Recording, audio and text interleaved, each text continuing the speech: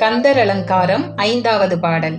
திருந்த அம்புவனங்கள் ஈன்ற பொற்பாவை திருமுலைப்பால் அருந்தி சரவண பூந்தொற்றில் ஏறி அருவர் கொங்கை விரும்பி கடல் அழ குன்று அழ சூர் அழ விம்மியலும் குருந்தை குறிஞ்சி கிழவன் என்று ஓதும் குவளையமே. விளக்கம். இந்த பாடல் முருகப்பெருமானை பார்வதியின் புத்திரனாகவும் கார்த்திகேய பெருமானாகவும் சூரசம்ஹார கடவுளாகவும் முருகனின் வடிவங்களை காட்டுகிறது. அழகிய உலகங்கள் யாவையும் பெற்றருளிய பொன்னிற உமாதேவியின் ஞானப்பாலை பருகிய பின்னர் சரவண தடாகத்தில் உள்ள தாமரை மலர் தொட்டிலில் ஏறி கார்த்திகை பெண்களாகிய 6 செவிலியர் பாலையும் உண்ண விளையவே கடல் அளவும் கிரவுஞ்சமலை அளவும் சூரபத்மன் அளவும் தானும் விம்மி விம்மி அழுத இளங்குழந்தையை உலகமானது குறிஞ்சி கிழவன் என்று சொல்லும்.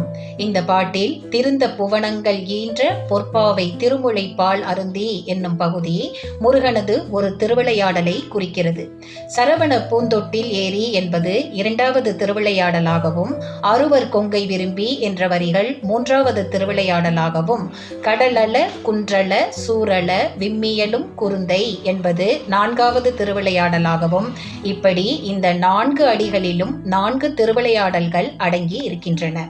திருந்த அம்புவனங்கள் ஈன்ற பொற்பாவை திருமுலைப்பால் அருந்தி சரவண பூந்தொற்றில் ஏறி அருவர் கொங்கை விரும்பி கடல் அழ குன்று அழ சூர் அழ விம்மியலும் குருந்தை குறிஞ்சி கிழவன் என்று ஓதும் குவளையமே.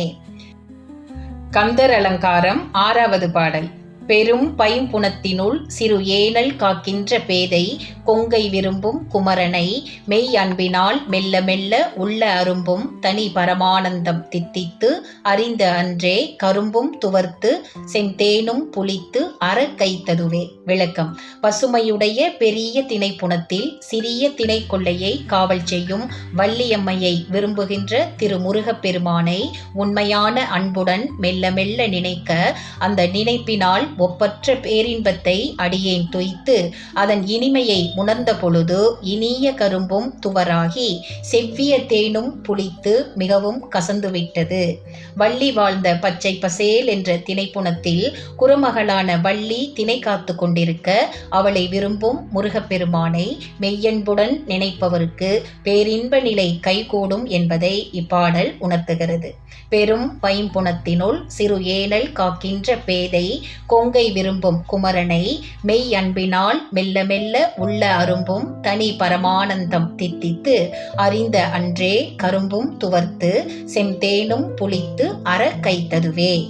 சிவம் கிரியேஷன் சேனலை லைக் பண்ணுங்க, ஷேர் பண்ணுங்க, கமெண்ட் பண்ணுங்க, சப்ஸ்கிரைப் பண்ணுங்க.